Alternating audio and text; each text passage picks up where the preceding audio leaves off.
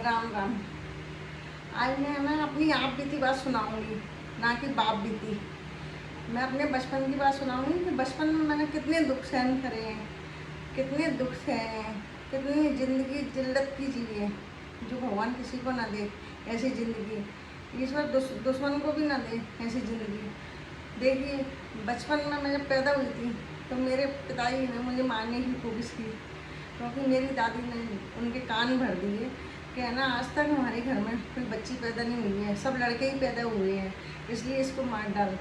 तो मेरे पिताजी ने मुझे मारने की बहुत कोशिश की। हो सकता है कि ज़िंदगी को कुछ और ही मंजूर था, तो मेरे चाचा जी ने मुझे बचा लिया।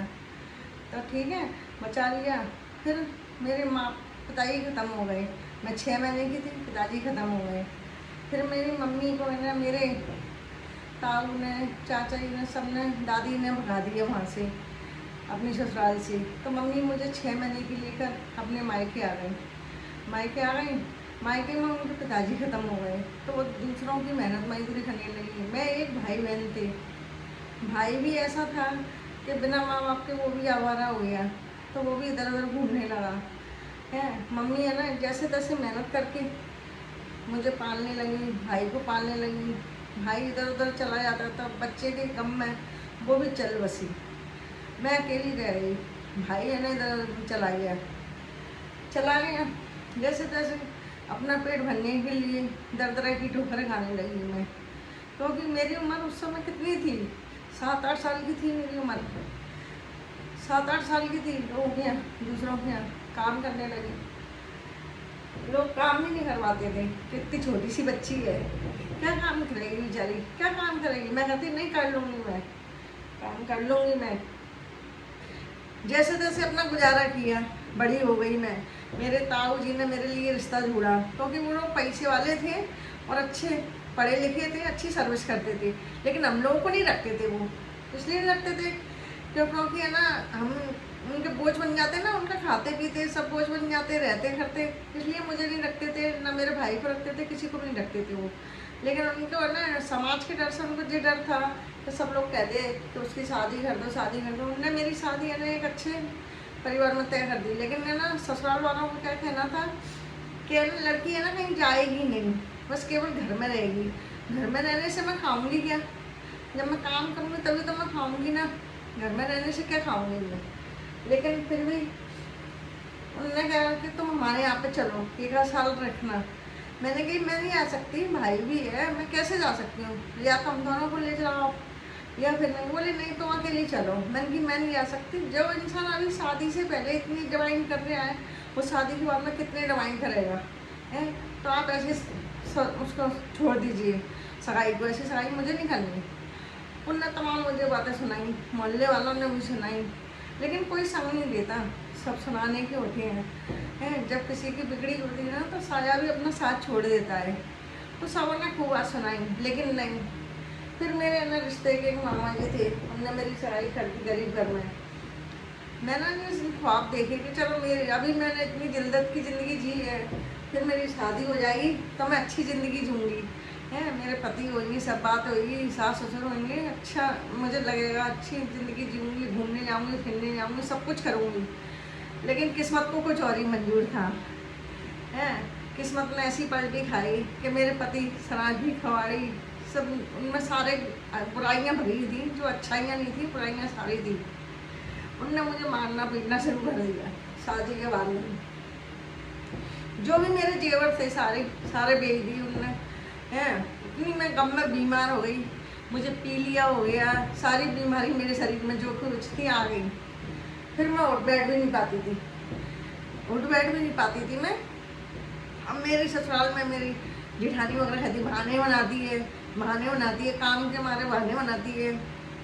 अब मैं क्या करूं, सब उनकी सुनती थी, लेकिन काम मुझसे नहीं होता था, क्योंकि मैं उठ बैठ नहीं पाती थी, मुझे पीलिया बन गया था, मरने की स्थिति हो गई थी। फिर है ना, जैसे तैसे मेरा भाई भोपाल में रहने लगा था, तो मैं उसके पास गई। उसने क्या करा था, नींद की गोलियाँ घिस घिस के खिलाता गया। जैसे तैसे मैं थोड़ी बहुत सही हुई तो मैं घर आ गई, यहाँ पे आ गई। एक है ना, मुँह बोले भाई थे, मिले थे। मैंने उनसे कही भाई साहब कोई नौकरी हो तो मुझे बताना। तो बोली क्या काम करोगी। मैंने कोई ऑफिस में पानी वानी पिलाने की नौकरी होगी तो मैं कर लूँगी।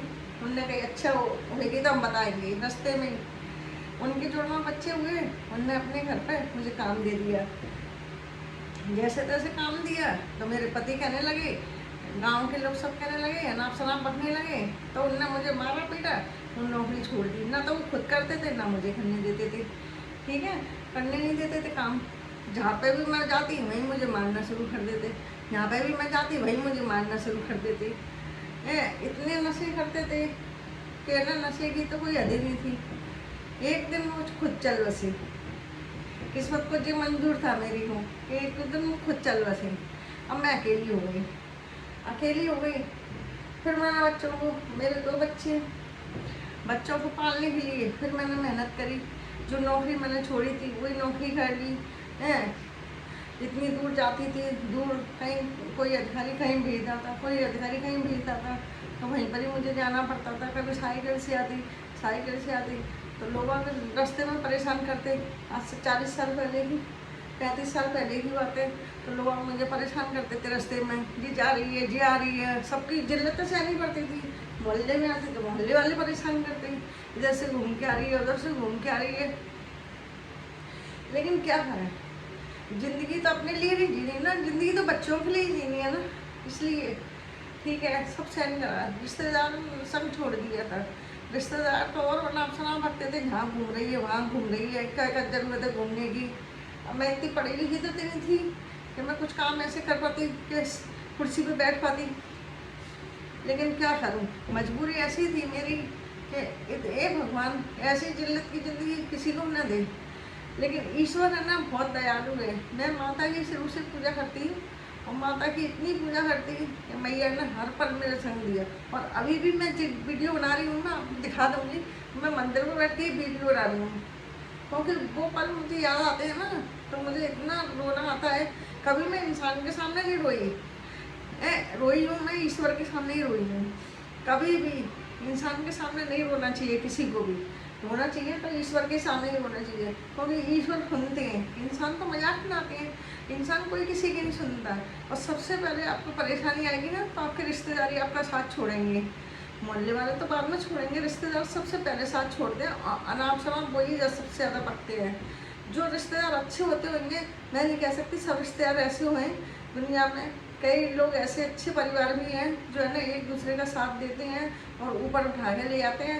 लेकिन हमारे परिवारों को ऐसा नहीं था कि जो मुझे ऊपर ले आता। मैंने अपने आप से ज़िंदगी जी है। फिर मैंने बच्चे को छोड़ने आती, लेने आती, पढ़ाने आती, काम करने आती। इतनी कभी बच्चों को गोदी में रखती, थक जाती तो कहती बच्चे चल चल, तू पैदल थोड़ा सा चल। लेकिन है ना, परिवार वालों को बिल्कुल दया नहीं है हमारे ऊपर। कभी बच्चों को ये नहीं कि एक फ्रॉक भी दी हुई, कि कभी कभी मैं मेरे को ना पुराने कपड़े कोई दे देता था ना, तो बड़ी खुशी होती मुझे, है इतनी खुशी होती कि ये नए हैं मेरे लिए, ये कपड़े मुझे नए हैं। उनको ही दीपावली पे पहन लेती थी, उनको ही बच्चों को बनाए थे। बच्चों को ना लड़की के कपड़े लड़का उनके पहनाए देती थी, क्योंकि समय निकालना था मुझे, इतने पैसे नहीं थे कि मैं नए खरीद सकूँ।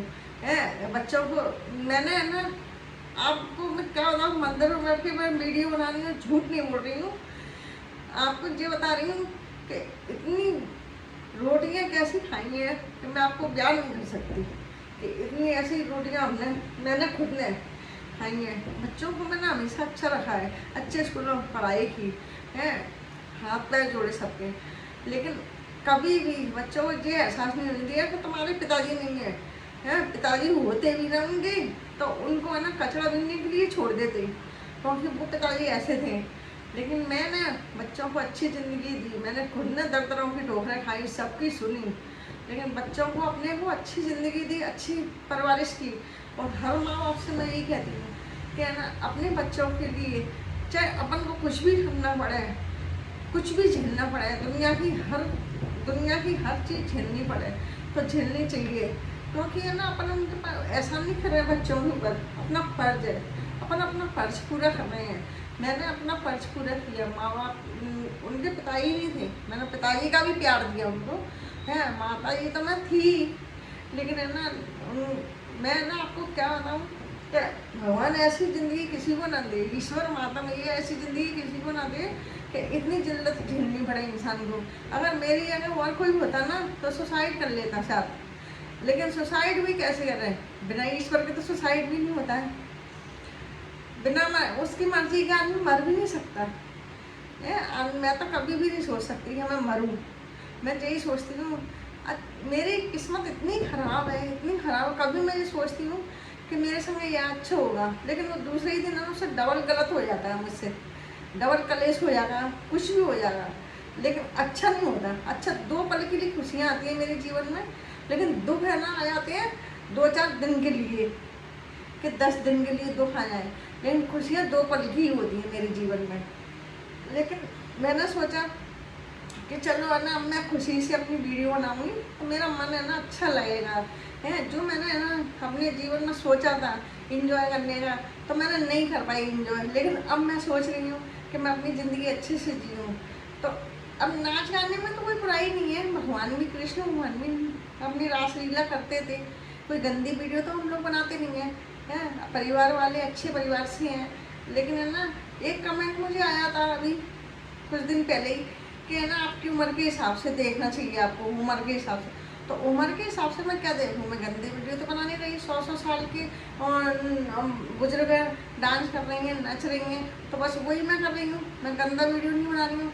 अच्छा आपको ये बात बताऊँ कि है ना, जो लोग गंदा वीडियो बनाते हैं तो आप लोग खूब लाइक और शेयर करते हो हैं, और मेरे पास कुछ है ना ऐसा सोर्स नहीं है या ऐसे लोग नहीं हैं कि जो मेरे वीडियो को, मोहल्ले वाले ये इतने अच्छे नहीं हैं कि मेरे वीडियो को लाइक और शेयर करें हैं या सब्सक्राइब करें। सब लोग है ना मेरे से तो शुरू से है ना खिलाफ रहते हैं, समझ जलते हैं, क्या है पता नहीं है उनका, मैंने क्या किया है।